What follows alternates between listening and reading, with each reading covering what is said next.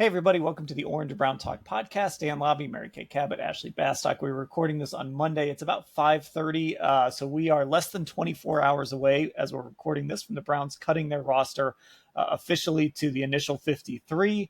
They'll do it before 4 o'clock, like we've mentioned on some previous pods. They're practicing on Tuesday around 3 or 3:30, so those cuts will be done, and then it's on to waiver claims and all of that fun stuff as they put this roster together. So we're gonna talk about a couple things here today. First of all, we got to touch on this Shedeur Sanders stuff, and then Mary Kay and I both put out 53-man rosters, and there's a couple decisions we made that I think are worth talking through. So let's start with Shedeur Sanders, because it has been, honestly, Mary Kay, probably 36 of the most surreal hours just watching Twitter and seeing this discussion grow and seeing some legitimate people either run with this narrative or push back on this narrative about Kevin Stefanski and the Browns essentially sabotaging Shedeur Sanders because they put him out there with a bunch of guys who got cut. Don't Google who the Rams had out there if that's going to be your argument. And also didn't let him do that 2-minute drive. They went with Tyler Huntley, who they waived on Sunday, to let him run that 2-minute drive. This has been nuts. Like, we've talked about celebrity quarterbacks. We've talked about what it's been like covering the likes of a Johnny Manziel or a Baker Mayfield, or these guys who have a following that is just so enormous. It's reached the point, Mary Kay, where I've never seen anything like this. I can't remember, even Tebow Mania, I don't think was this crazy. Like, I've never seen, to the level it is, the conspiracy theories, the things people are saying, how crazy it's getting. I don't think I've ever seen anything like this. I have never seen anything like this either. And it was rough during the Johnny Manziel years. Manziel Mania and the following that he had a really, really dedicated, loyal, and kind of angry following if you weren't all on board with him. And it was sort of the same thing with Baker Mayfield. But this is that on steroids. I mean, this is way even more so than the vitriol and the vituperous nature of the response that we had back then with Johnny and Baker when things were not going well with those guys. And I don't really know exactly what it is, although I do think that it has something to do with the fact that there is more social media now. There's just, everyone is on social media. Everyone has a voice.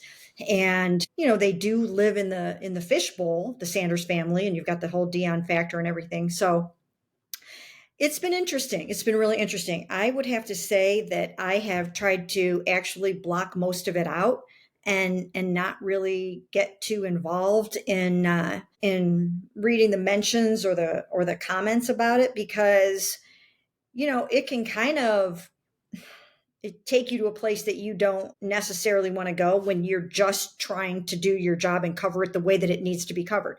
And whatever I have to say about Shedeur Sanders, I want to be able to write it the way that it needs to be written. I want to do the job the way that I would do it for anybody else if you weren't thinking about what kind of reaction you were going to get. I don't think you can do the job that way. I really don't think so. You have to be able to take the heat. I've always said that about this job. You have to be able to be in the kitchen and take that heat. And you got to walk through the fire, and you have to do whatever it takes to, to do your job the way that you need to. So I've been blocking a lot of the reaction out and just trying to tell the truth and the story of what's going on with Shedeur Sanders and with the Browns quarterback situation. And one of the things that I tried to capture after the game, I thought the most important thing in that game was how he responded to being yanked before the 2-minute drill, and what he did on the sidelines, and the emotion that he showed, and the game that he had, and all those kinds of things. So I really tried to, in detail, grasp that whole situation. And I asked him a lot of questions after the game about that. And once again, I thought that was the most important topic afterwards. And I feel good about the way that story turned out, with just detailing his thoughts and feelings. I asked him, would you do anything differently? I have that. I mean, that tweet is out there, is both as a X post, and I did a short on it. And I thought he gave a really good answer on that. So again, I think we just have to cover Shedeur the way that we know it needs to be covered. We are the boots on the ground in Berea. We know what's going on in practice. We know how the Browns have handled him. They're not sabotaging him, okay? They are not sabotaging him. They have taken him and given him so much extra attention. So much extra attention. There are times he's over on an opposite field and Kevin Stefanski standing right behind him while he goes through extra drills. Bill Musgrave spends extra time with him. They have worked so hard to make sure that he's getting lots of reps, that he's getting up to speed, and that he can go out there and function effectively. They've brought him along really nicely and really well. And that's why he was able to go out and be successful in the Panthers game. So it's the opposite of sabotage. It's actually a lot of TLC that's been going on. That's what we all see. I know you guys agree with me. We've totally 100% seen it. They're not holding him back. They're not setting him up for failure. They're not sabotaging him. They're helping him get up to speed so that he can go out and function in a pro-style offense and do the things an NFL quarterback has to do pre-snap so that he can function, get the ball out of his hands, and make a play. Right. And I think the key point you hit there is all we can do is be honest with what we see, what we're seeing in practice, what we're seeing in games, and what we knew about Shedeur beforehand, right? When we're doing that work pre-draft and we're formulating opinions about him. There are just people out there, mostly the conspiracy theorists out there. We're not going to change their minds. Like, it's just we'll be 40 years down the road, and if Shedeur doesn't make it in the NFL, they're going to be shaking their fists and yelling at people for sabotaging him. So, like, those minds can't be changed. And so it's either that group of people or it's a lot of engagement bait too going on social media as well. It's people that understand they can get a bunch of engagement if they talk about Shedeur Sanders and throw some outlandish things. But the reality is, and I think most level-headed people saw this, the bad habits from Colorado showed up on Saturday. And it doesn't mean Shedeur's not going to make it. It doesn't mean that he can't be saved. I don't know. But the drifting, the not dealing with pressure well, not going through his reads quickly, all of those concerns, those football concerns that you had about him coming out of Colorado, that's what we saw on Saturday. And, you know, the 2-minute drive, I guess that's the one thing, if people want to cling to that and say, well, come on, you could have given him that 2-minute drive. But even that, like, whatever, it is what it is. If you're being objective, Ashley, and if you're looking at this based on what you knew about Shedeur coming in, how you knew the Browns have handled him all spring and summer, there's just no way to see a real conspiracy here by the Browns. No, there's really not. And yeah, I mean, I think all of this has been a lot. There's just been a lot of it surrounding one player. And, you know, it is atypical to have this much around a 5th round draft pick. And, you know, I think no one obviously expected him to fall as far as he did, but that's the reality. And I mean, Mary Kay wrote a whole story after they drafted him about why exactly it would be historic if he were to start the season. Like, 5th round quarterbacks do not start in their rookie years. It just doesn't happen. It doesn't mean you can't have success later on, but it's the reality of where you are now. And yeah, I mean, I think the conspiracy stuff is just a little bit outlandish. And I mean, to push back on some people saying, well, he didn't have what he had against the Panthers. Okay, but like, the Brown starters didn't play that game really either. Everyone notable sat out. And we talked about why, okay, he wasn't getting first team snaps in practice, but like, it wasn't a big deal because the whole O-line sat out, Jerry Jeudy sat out that game, right? Like, he still didn't have everything.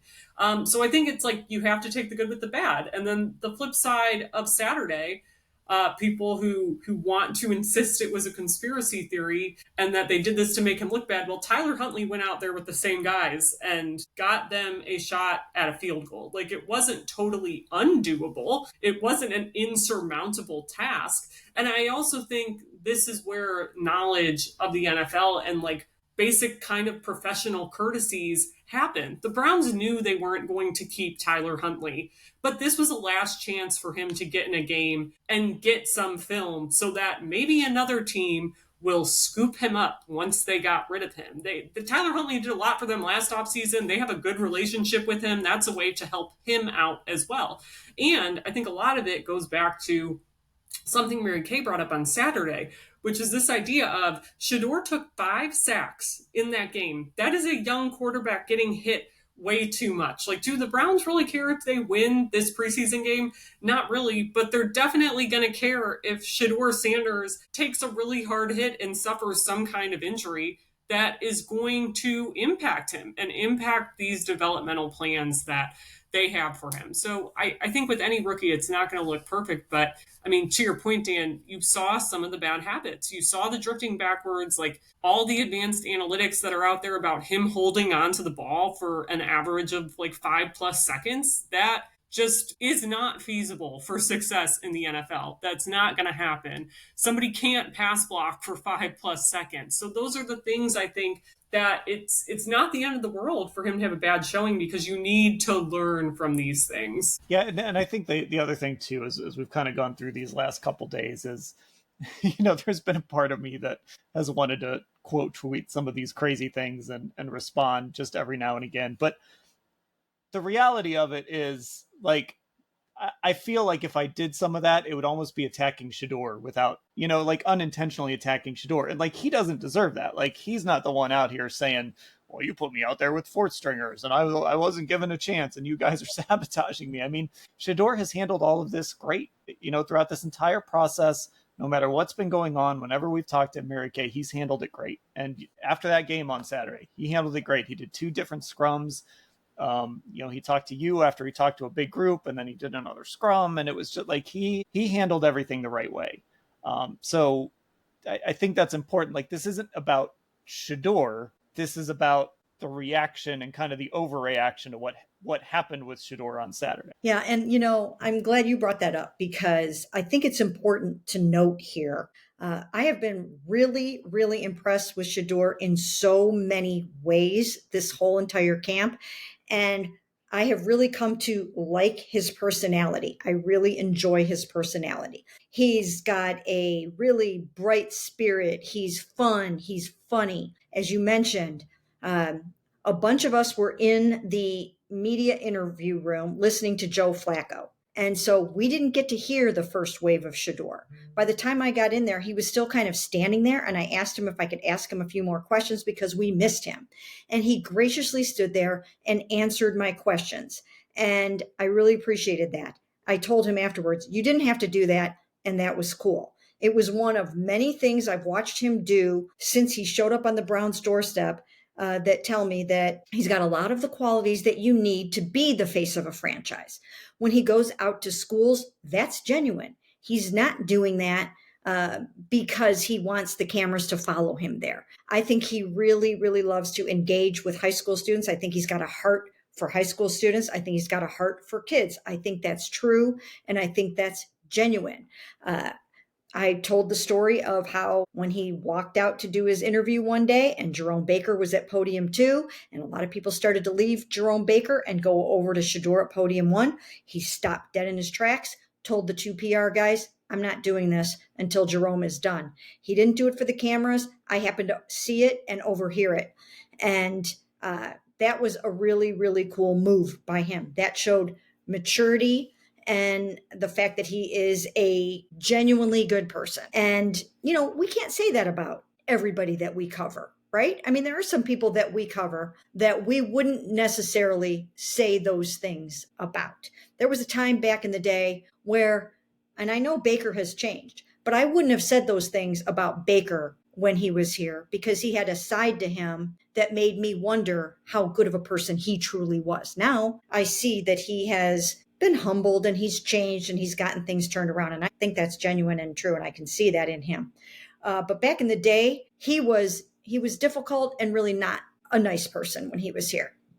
But not Shedeur. Shedeur is somebody that I think if he becomes the starting quarterback of the Cleveland Browns, I think fans are going to love this young man, love him. He's got so many cool things about him, but he's got to continue to cook. And he's the first person that will tell you that he's got to cook. And I think what happened in the game the other night probably also showed him that he does have some things to learn, because he did revert to some old behaviors from Colorado, some muscle memory that he's got to get it out of there. He's got to change, and he's got to learn not to retreat and not to drift and to get the ball out, and that you don't always have to make the play, and you cannot press and force it. You can't do that. That's not going to work in the NFL. You have to live to see another day. That's a huge part of game management. You have to know when to hold them and when to fold them. And I think he probably learned that in that game. And next time out, I think he would do things differently in the game. He's going to watch that film, and he's going to see the times where he could have made some different decisions to keep himself out of harm's way and to live to see another play. Yeah, I mean, it always goes back to, let's never forget early Tom Brady was like just a game manager. Like, they weren't winning Super Bowls because of Tom. They were winning Super Bowls because of other things. And then they started winning because of Tom. So sometimes it does take a little while. But, and again, I'm not saying he's going to be Tom Brady. That's a jump. But I do think I mean, if you really can look at this in a clear-headed way, this could be a good thing for those reasons you just said, Mary Kay. It creates an opportunity for him to learn and see some of the, put it on film. Like, I know you could get away with this in Colorado when you had no O-line and no run game and you had to do everything, but that's not the case here. Like, this is the NFL. It's just different. I mean, he wasn't even going against NFL defensive players on Saturday. He was going against third stringers. So it's going to be different when you're going against like real NFL players. So I think that's a good thing. And I think the other part, Ashley, is like, this just allows people to be like, okay, that was fun. We got the Nike ad from Shedeur. We got that great Carolina game, got those preseason camp stats, whatever. And now he can kind of just fade into being the third stringer, the fourth stringer. It's Joe Flacco time right now. I think it just kind of allows all of that to be a little easier. I mean, the Shedeur noise is never going to go away. But I think for most Browns fans, at least, any idea of like, well, gosh, should Shedeur just be the starter week one? That put all of that to bed. That's not even like a real argument anymore. Yeah, and I think like the other thing too, Browns fans have seen what it looks like when these rookies get thrown in before they're ready, before they've had time to cook, to use the phrase Shedeur Sanders has done. And it ends with disaster more often than not. And I think this is the first time in recent memory where they don't have to start one of these guys week one. I mean, I think it applies to Dylan too, to a similar extent. They don't have to start either one of them week one. Depending on what happens with Kenny Pickett here, neither of them potentially needs to even be the backup, which that is a whole other job, as we've talked about, in terms of basically acting like a second coach on top of your own responsibilities. So I think this idea of him not having or the fan base, I guess, not really having to wonder, oh, are they doing the right thing because Shedeur just went out there and looked amazing? I think the fan base got to see on a wider scale there are things that need to be corrected here. There's things he needs to work on. He talked about that. And now he has more time where they can continue along at the pace they've wanted to work with him and do that work behind the scenes and do that work where all the attention and all the pressure is not on him in a way that, can potentially be harmful. With these young quarterbacks, especially, their confidence can be so delicate, right? I mean, look at the situation with Carolina and Bryce Young over the last couple of years. That was some insane back and forth happening between sitting him and then bringing him back. And like now he has the starting job again, right? Like, I think it's better if you don't have to do all of those things. So it's not the end of the world. And I actually think in the long run, it might be better for him. Okay, let's talk 53-man roster. Now, depending on when you listen to this, there might have been some moves made. I don't know, we're putting this up Monday night, so I don't know if you're listening to this midday Tuesday, maybe some moves have come out or whatever. Mary Kay and I each put up some 53-man rosters. And honestly, they were pretty close, which makes sense. I mean, we're standing there watching the same things, watching the same games. The Browns had made 21 cuts, so that I will just admit that I had Tony Brown and Nick Needham making the roster. The Browns did me a favor and released those guys, so I didn't get that wrong. But Mary Kay, the most interesting discussion, I think, and obviously we both kept four quarterbacks. You had done some reporting on that on Sunday. You put up a post before the game. But the most interesting discussion is that wide receiver room. And we both ended up keeping 6 receivers, but there was one thing we did differently. And I think it's an interesting discussion because there's the football performance part of it. And there's the like, but do the Browns see it differently? And so that was, you decided to keep Gage Larvadain, who had a fantastic spring, a fantastic training camp, scored a touchdown on Saturday from Dylan Gabriel. I mean, really earned his way into this discussion. And I decided to keep Diontae Johnson. And I guess I'll explain my thinking, but I mean, why did you decide to go with Gage? The answer seems so simple, but why did you decide to go with Gage over Diontae Johnson for that last receiver spot? Well, first of all, I don't know that the last receiver on this team is going to get all that many snaps this season. I think one of the things to consider here is the fact that the Browns are going to be playing a lot of 12 personnel or 2 tight end sets, and they're even going to be playing some 3 tight end sets at some points. And they really actually do look at their tight ends, and maybe Harold Fannin in particular, as another receiver. And so I just don't know that guy is going to get on the field all that much. I think it might be a little bit difficult there. I think you're going to see plenty of Jerry. I think you're going to see Ced Tillman. I think you're going to see some Jamari Thrash. But when you start to get to the back end of the roster, I think it might be hard to get your playing time. And so having said that, I think that they can look at that player as a developmental guy, but Gage has just been so solid. He's brought the juice. He's had the it factor, and he's been extremely consistent. He catches the ball. He's where he's supposed to be. He's at the right time, at the right place, and he's making the plays. I felt like Diontae Johnson had an inconsistent camp. And I think it's unfortunate because I think he's got a lot of talent, and maybe they will still find a way to keep him. And maybe I will be wrong. Maybe Diontae will make the roster. I don't know. I don't have any idea for sure that it's going to go this way, and neither do you. We're guessing basically.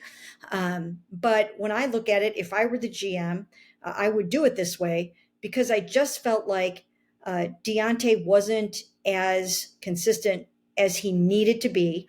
And I think that he made a grave error by not attending OTAs. He was given this golden opportunity to come and make the Cleveland Browns football team after being with 4 different teams last year and being let go by 4 teams last year.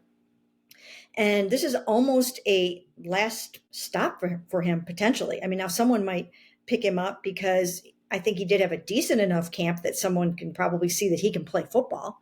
But in a lot of his stops, he complained about his playing time and things like that. I mean, the Browns may be looking at this and thinking, if he's not going to be playing very much, he's not going to be a happy camper on that roster or on that sideline. And they might think, culturally, they don't want that energy around. Whereas Gage is so grateful to have this opportunity. And he's got a really cool personality. He's just a really happy, cool young man. And Browns fans are going to love him too. There's something very special about him. And I do think he has the it factor that you need to excel in this league. So I think there were so many things that I put into the hopper. But in the final analysis, if Diontae doesn't make it, I think we can trace it back to what I believe was a poor decision by him not to come to OTAs and show them how absolutely committed he was to making this football team and doing everything that he needed to do to show just how precious this opportunity is and how much it meant to him. And you're right. Like, you're right on all of those accounts, which is weird that I'm going to make the other argument here, because there is not a football reason to put Diontae Johnson on the roster based on performance. There's not a football performance reason. And we've talked about this. He had a good start to camp. Then we went to Philly and it was bad. And he was on the wrong end of that pick 6, and he had a couple of bad practices, and it's like, oh, this is where the momentum kind of stopped. So here's how I was thinking about it, and honestly overthinking it, but this is how I looked at it. They brought Diontae in for a reason, right? They obviously decided they were going to bet on who he's been in the past. And, a low risk move. By most accounts, he's been at least, obviously the performance has been up and down, but it doesn't seem like there's been a lot of other noise going on. So he's kind of done what he's supposed to do, at least since he got here. We've talked about how he just kind of looks different when he's out. He looks a little more like Jerry Jeudy than he does an undrafted free agent. And my other thinking here was, if they don't want to just give up on him, if they still want to continue to bet on those traits, as good as Gage has been, it does feel like you could sneak him, a guy who, a small receiver, he's 5'8". Now, Diontae's not a big guy, but obviously he's got the NFL track record. Gage is 5'8", 171. Like, he's small, and he's an undrafted guy. And I know the Browns will, at some point, we're talking to Glenn Cook and Catherine Hickman here in the next couple days. And I bet one of them mentions the 69-man roster. Like, they view this not as a 53, but they really value that practice squad and use it. And I just think, do they get a little cute because they want to still see if they can get something out of Diontae? And so they try to get Gage through waivers and get him onto the practice squad. That's all I was thinking, Ashley. There's no football argument. There's no I bet if you got those coaches in a room and said, here's these two guys, which one do you want? I know the one they would pick. But the reason I kept Diontae was kind of a lot of the other, maybe they just want to keep betting on those traits. Yeah, it's interesting because I saw, to that point, I pulled up the tweet from Nick Cordy, I think is how you say his last name. Nick, I'm sorry if you're listening to this and I mispronounced your last name, from Over the Cap. And he re-upped this tweet he had from 2023, because I do think, to this point, fans get obsessed with some of these bubble guys and these undrafted rookies, and 98% of the time, literally, you're going to probably be able to get them back, because in 2023, 851 guys got cut per Over the Cap, and only 24 were actually claimed off of waivers. So 2.82%. And Nick said he's going to track it this year too, try to track it this year, if they can remember to do that as cuts happen over the next little bit. But here's the other thing, I think, with Diontae Johnson, and I actually think I think Mary Kay wrote this in the 53 projection. The other piece of this is, did Isaiah Bond just kind of make Diontae Johnson expendable to them? Did he change things? And I don't know. I genuinely could see their thinking go either way on this. Like, I don't know if the Isaiah Bond thing is going to work out. Nobody does. But in their eyes, did it just make him expendable? And maybe. And it's also worth noting that last year, when Diontae Johnson was bouncing around from team to team, a lot of his issues were being unhappy he wasn't getting enough targets. Like, he has a documented history of this. The Browns haven't been around him long enough, I think, to see it. And obviously he's gotten some chances here. But it is interesting. I mean, I don't quite know what they're going to do here. And I mean, even like DeAndre Carter, that's an interesting discussion too. I think less so. I feel like he is safer in my mind than Diontae Johnson to make this football team. But could there be a reality where they do some maneuvering with him? I don't know. But I definitely think the Isaiah Bond addition may have really been what sealed Diontae Johnson's fate with them. Yeah, Isaiah Bond definitely cost someone a job. Like, definitely. And just, I should have done this off the top, but just so we have the names of the other five guys, obviously Jerry Jeudy, Cedric Tillman, Jamari Thrash, Isaiah Bond, DeAndre Carter. DeAndre Carter, the least lockish of those five, but probably still a pretty safe bet to make this roster. So yeah, I don't know. I think that's the ripple effect, Mary Kay. What exactly, who was it? Was it Gage or was it Diontae Johnson that Isaiah Bond cost a job? And then it kind of comes down to, every now and again, this team puts some big time weight in training camp and preseason performance. And like, it just happened with Aiden Huntington, but sometimes they don't.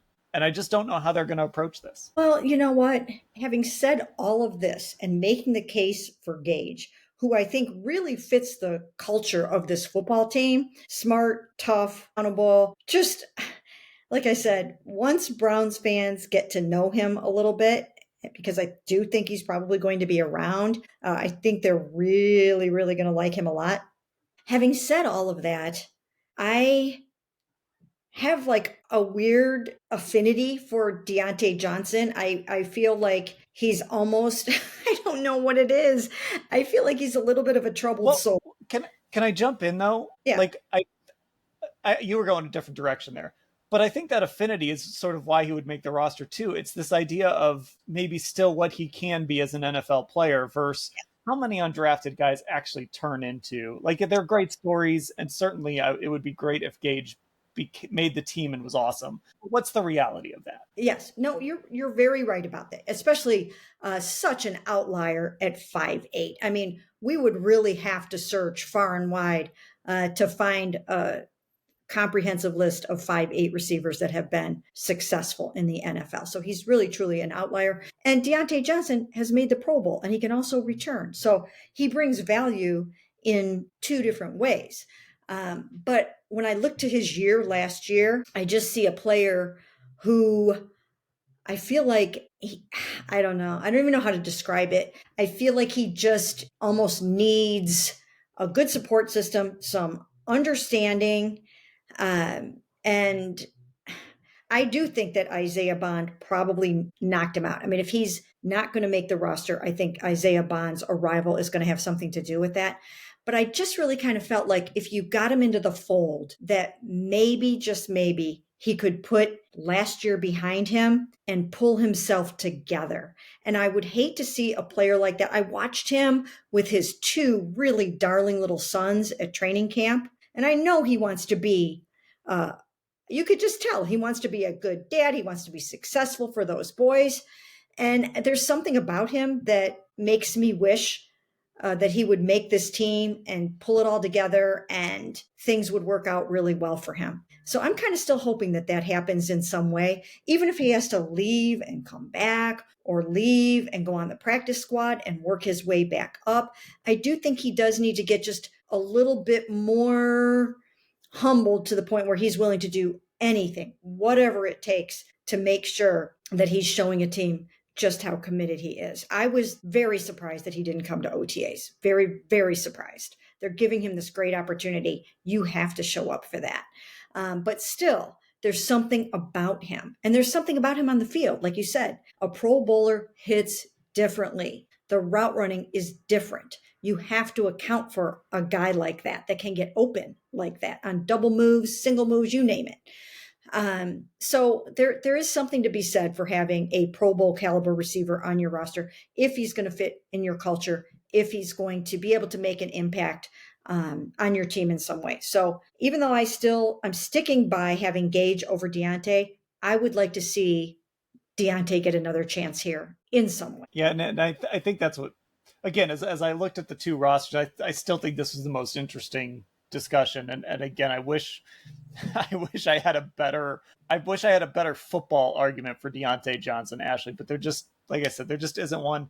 What's your thought on troubled souls? We should just become a troubled souls podcast. Yeah, it's so fascinating, right? Because I definitely see where Mary Kay's coming from. I think I was working in Toledo at the Toledo paper when Diontae Johnson played his final year in college, right? Like, I remember this hype around him, and it's not like, of the MAC schools, Toledo is one of those schools where they have one of those guys every few years, right? There's a Kareem Hunt, there's a Diontae Johnson, somebody who is going to go on and be playing in the NFL at a Pro Bowl caliber level in the case of those two guys. So I do think, like, it was a thing where I came into camp. I remember it was either the first or second week of training camp when I got asked on the radio, like, who's somebody that we're not really talking about that's jumped out. And he was the guy I said.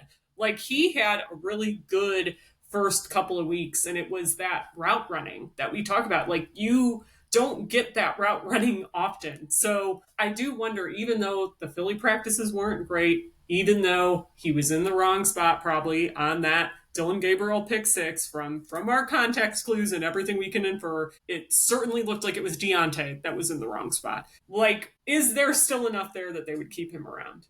He is still intriguing, and there is still something. I think maybe I have a bit of a soft spot for him, just knowing where he started in Toledo and how much those guys really liked him when he was on that team, and how excited everyone was when he went to the Steelers. So I'm not going to be mad, certainly, if they keep him around. I won't necessarily think it was a mistake to keep him around, but I think a big part of that is because we know how it goes and how easy it is to stash undrafted rookie receivers on your practice squad. Yeah, and you know what? Oh, go ahead, Mary Kay. What are your thoughts on a troubled soul, Dan? I'm curious. Yeah. You know what? I, I'm okay with troubled souls, but I don't know. Sometimes I don't have time for troubled souls, though. I'm sorry. Is that mean?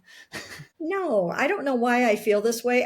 I just feel like there's something vulnerable about him, and I really wish he could get it together so that he could live up to his potential. I don't know what it is. That's just how I feel. But I'll tell you this conversation is just kind of a reminder of why cut down day. I mean, obviously it becomes so much content and like everybody trying to play the numbers, but this is just kind of a reminder of why this day kind of sucks too. Gage Larvadain's done everything right. He's done every single thing he's supposed to do, and yet we're having like a real conversation. Like, did he make it? Did he not make it? Even if he makes it, how long is he going to stick around? Like, it's a reminder of how tough this NFL world is. Like, it is a brutal, like, black and white, can you help us win or lose world. Okay, look, we could spend another hour on this. We could talk about the kicker. We could talk about a bunch of stuff. I was There's going to one say other the thing. kicker is a good conversation, Yeah. unfortunately. So, I we probably should talk about that, but I do think I actually want to talk about Quinhson real quick because it's so unknown, and I don't know if we have an answer to this. But Mary Kay, you put him on your roster, and I think the way you did it was basically like he's going to have this spot eventually, whether it's Tuesday or whether it's 2 weeks from. Like, he's going to have this spot eventually. But like, what is going on with Quinhson Judkins? Where are things right now? I'll tell you what, you guys know that I always dig and dig and dig and dig. I'm like a dog with a bone when it comes to a situation like this. And I try to leave no stone unturned to try to figure out what's going on in a situation. And I am having the toughest time trying to get any information whatsoever on what is going on with Quinhson. Here's what I know. I think it has something to do with, perhaps it has something to do with the full guarantee in the contract because, the second round picks were all trying to secure these full guarantees. So that could be one thing. They gave it to Carson Schwessinger. And I'm sure that Quinhson wants the full guarantee. And so maybe that's part of the holdup because these contracts are slotted. So it really can't be much of an amount thing or a signing bonus thing. I think it's really got to be full guarantee versus no full guarantee. So I think it's a signing issue, but maybe there are some back channel discussions going on with the NFL in terms of what's happening with whether or not they're going to suspend him for a few games. I did talk to an NFL spokesman today. He's still under review. Isaiah Bond is still under review, and Devin Bush is still under review. So there's something going on there. It's not like the NFL has said, oh, the charges were dropped on the first two guys, not Devin Bush. The charges were dropped on these guys. So, we're done. We're good to go. They're still being investigated. They're still being reviewed. So maybe there is some kind of a discussion going on. Maybe the league is going to tell us soon what the deal is. Maybe he'll be signed and put on the commissioner's exempt list by tomorrow while they continue their investigation of the case. It's got to be something along these lines, but I have been having a hard time pinning it down. Very, very hard to come by what's going on here. We know nothing legally is going to happen to Quinhson. They're done with that part of it. So it's got to be a contract issue and a league discipline issue. It's some combination of those things. As far as the report that he could go back and play in college, don't see that happening. Okay. That's not happening. And I am going to do a little written update on this today.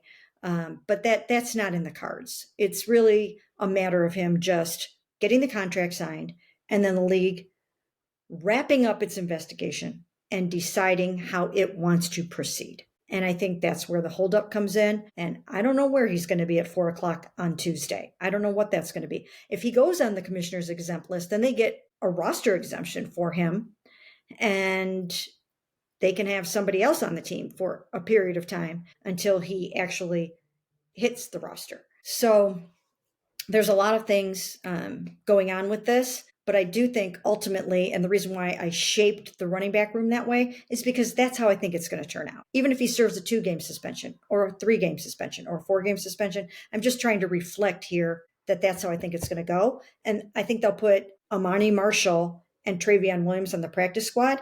And if they need them in the beginning of the season for a third running back, then they can just pull one of those guys up. That's sort of where it's at in my mind. And Ashley, we will talk real quick about the kicker. You wrote about it after the game on Saturday. Dustin Hopkins obviously has struggled. The Browns' only other option internally right now is Andre Schmidt, who has never kicked in a real game. Now he's done his job in the preseason, so there's that. But this is a real concern too, because the margins are very thin for this football team when it comes to winning and losing. They are. And this is an instance where, like, where I sit now, I think the Browns should move on from Dustin Hopkins. Like, I just think that last year is maybe not entirely behind him. But this is one of those things where I think what I think should happen might wind up being the opposite of what the Browns actually do. They have shown a ton of loyalty to Dustin Hopkins. Not many kickers would have survived the 2024 season that he had. And I think he built up a lot of goodwill in 2023. Obviously, so much goodwill that they extended him. Now, I know there's some questions about, well, can you cut him? We've looked at the numbers before. I don't have them in front of me. It is not like prohibitively expensive if you were to decide to move on from him, if you were to do that. But I just feel like like where the questions come in is Kevin being kind of cagey when he's been asked, like, do you guys have a plan here? Is it going to be Dustin week 1? And he won't say. For me, in those situations, it's hard to read whether that's something or if it's just Kevin being Kevin and giving non-answers and not putting the cart in front of the horse, so to speak. But it certainly is not going to surprise me if Dustin Hopkins is on this team, just because, like, Andre Schmidt, he makes the game-winning kick. He's an unknown entity. Like, at the end of the day, he's an unknown entity when it comes to an actual NFL game. Now, maybe they would try to keep him around as an insurance policy on the practice squad. I don't know how good of an insurance policy still he would be. I don't know if they would wait to see what else shakes out around the league. But this is a team that I think, for better and worse, has shown a lot of loyalty to Dustin Hopkins. And I feel like if they were going to get rid of him, they would have maybe done it already. Now watch, depending on when you're listening to this, there's probably already an answer for some of you as you're listening to this. But it just, I know a lot of, Dan, I know you didn't have him on your 53. And I think I've seen other people do 53s today that didn't have him. It wouldn't surprise me to see this team being loyal to a fault to their kicker. Right. And Mary Kay, you didn't exactly have a ringing endorsement. It was almost by default. It felt like that he was on there. I mean, it was 2 years ago now that it was this Monday before cutdown that they traded Cade York for Dustin. So, they traded for Dustin. They didn't trade Cade York for, but they waived Cade and they traded for Dustin. So again, like I said, it's the nature of doing this podcast right around cutdown deadline. Things could change quickly, so maybe by the time you hear this is outdated. But I'm curious to see how this plays out. Yeah, you know what? I think it's a situation where you give him a chance to see if he can get this turned around. And he probably won't have necessarily a real long leash, but you want to let him get into the season perhaps and see if he can't overcome the yips or whatever he's got going on. So hopefully for him and for the Browns that he can, because when he's good, he's dynamite. He was really, really good in 2023. He was just money from 50 plus, as we know, and everywhere else. So he was basically a Pro Bowl kicker. And if he can get that back, he'll be a tremendous, tremendous asset to this football team. And who knows, maybe he just needs another 2 weeks to work out the kinks and he'll be off to the races. But I think if they can, they would like to give him a chance. I don't know if they will. I really don't know if they will. But I just put him on there because I think that they will let him try to work through it in the early going. Well, there we go. Look, I'm excited. We're getting to the point where we get to talk about real football here soon. So no more preseason, no more who's on the bubble, training camp stats, all of that stuff. We actually get to talk some real football. College football is starting this weekend, so it's getting very close here. And of course, look, some Trey Hendrickson is back. Amari Cooper just signed with the Raiders. There's all sorts of just Browns adjacent things happening across the NFL. Full coverage of everything at cleveland.com/Browns. That's where you can become a Football Insider subscriber. It's the blue banner at the top of the page. Our YouTube is Cleveland Browns on cleveland.com. Our Instagram is Orange and Brown Talk, and our Twitter is Orange Brown Talk. For Mary Kay and Ashley, I'm Dan. Thanks for listening, everybody.